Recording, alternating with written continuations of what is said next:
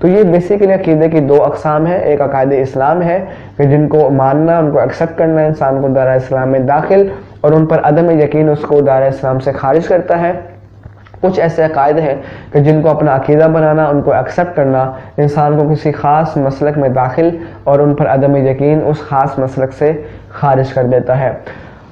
تو اس تفصیل سے آپ یہ بھی نکال سکتے ہیں، اندازہ کر سکتے ہیں کہ آج ہمیں معاشرے میں جو مختلف مسالک اور مختلف فرقے نظر آتے ہیں، تو لوگ اکثر پوچھتے ہیں کہ یہ کیوں بنتے ہیں.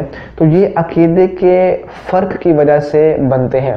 یعنی کسی گروہ نے چند مخصوص عقائد اپنا لیے تو وہ مخصوص مسلک سے منسوب ہو گیا.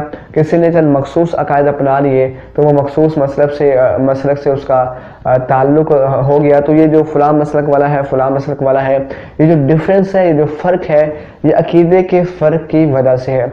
تو یہ ایک عقیدے کا اوورآل جو انٹروڈکشن ہے میں آپ کی بارگاہ میں پیش کر چکا ہوں. تو درست عقیدہ ہمیں حاصل کرنا ہوگا. سب سے پہلے ہماری جو پریورٹی ہونی چاہیے، سب سے پہلے ہمیں جس چیز کو ترجیح دینی چاہیے وہ یہ کہ ہمارا عقیدہ درست ہو، ہمارا عقیدہ عین اسلام کے عقیدے کے مطابق اور موافق ہو. لہذا ہمیں درست عقیدہ سیکھنا چاہیے.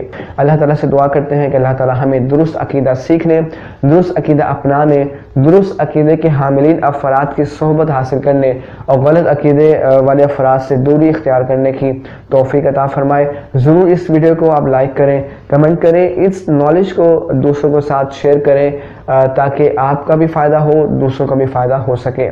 ملاقات کرتے ہیں اگلی کلپ میں. وما توفیقی الا باللہ.